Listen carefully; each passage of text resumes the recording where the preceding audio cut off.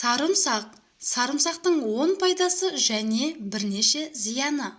Адамның қорғанышы ол иммун жүйесі. Түрлі жұқпалы ауруға қарсы тұру қабілетіміз де сол иммун жүйеміздің мықтылығына тікелей байланысты. Иммунитетті күшейтуде тамақ рационы аса маңызды. Міне осындайда сарымсақ жеудің пайдасы көп екенін жиі естиміз. Сонымен сарымсақтың қандай пайдасы және пайдалы екен деп шамадан тыс жеудің ненде зияны бар?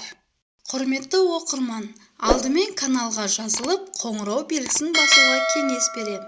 Себебі алдағы жарық көретін пайдалы ақпараттарды жіберіп алмайтын боласыз. Сарымсақтың ең алдымен пайдасын тізіп шығайын. Бірінші, бактериямен күреседі.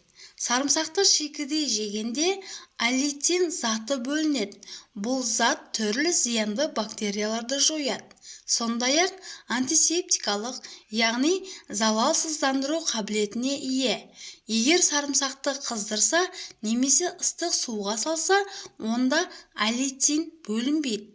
Ас мәзіріне шикі сарымсақты қоссаңыз, ағзаңызды өкпе құрты, дизентерия, кандидоз, герпес ауруларын тудыратын түрлі бактериялардан қорғайсыз. Қан тамырларының қызметін реттейді. Сарымсақтың құрамындағы аллитин жүрек қан тамырлары жүйесінің қызметін реттейді.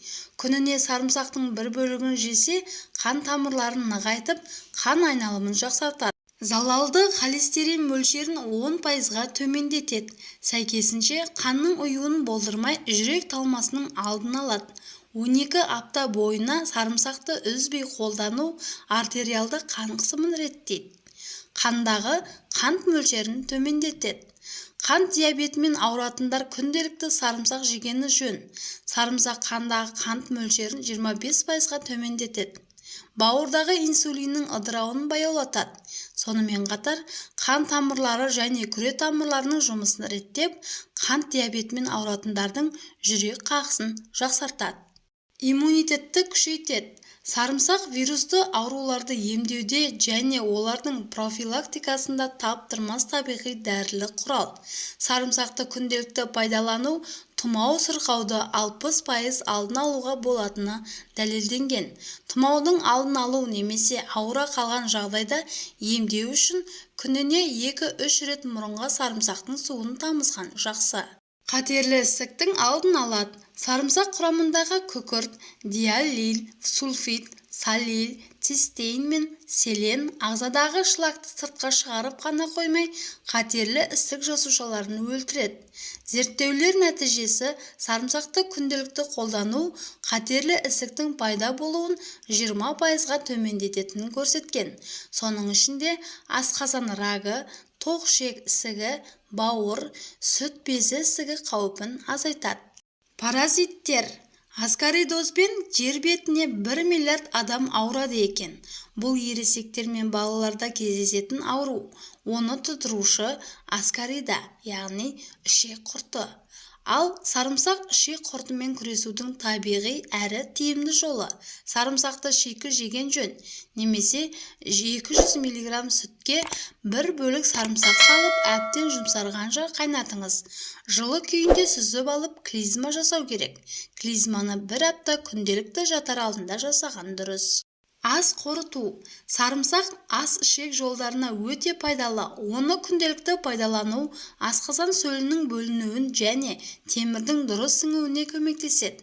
Ас қорыту процесін жақсартады. Қарынның жұмысын реттейді. Ішек жұмысын жақсартады.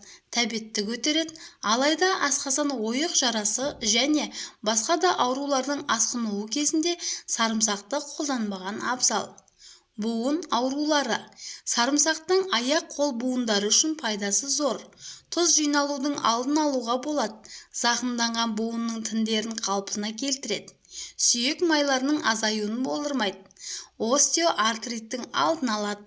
Сондықтан да сарымсақты ас мәзіріне қосыңыз. теріні қалыпқа келтіреді. Сарымсақтың құрамындағы дәрумендер теріні серпінді етеді, безеудің пайда болуын азайтады, әжімнің, бет терісінің қартаюының алдын алады. Бұл үшін сарымсақтан жасалған маска жасау міндетті емес. Күніне сарымсақтың 1-2 бөлігін жесеңіз болғаны. Артық салмақпен күрес.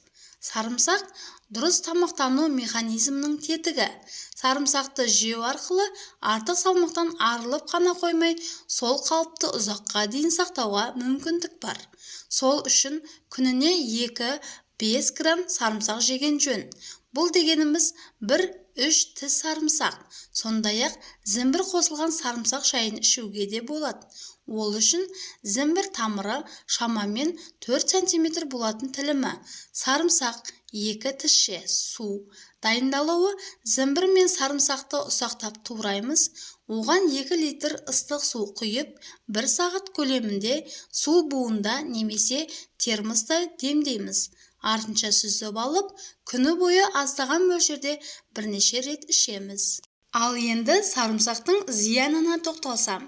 Сарымсақ құрамы түрлі элементтерге өте бай, десе де оны шамадан тыс жеуге болмайды. Әйтпесе уланып қаласыз. Күніне 8 тіс сарымсақты жесе қан кетеді. Сарымсақты аш қарынға жемеген жөн. Асқазаны ауыратындар ауруы асқынған не қозған кезде сарымсақты жемегені дұрыс. Сарымсақты көп жесе, ішке газ көп жиналады, жүрек айнып бас ауырады, дене температурасы көтеріледі. Сарымсақты балғын күйінде жеген жөн, сонда ғана оның құнары мен пайдасы бойға дариды. Достар, егер де бүгінгі пайдалы ақпаратым ұнаса, видеоға лайк басып, төменге өз пікіріңізді жаза кетіңіз.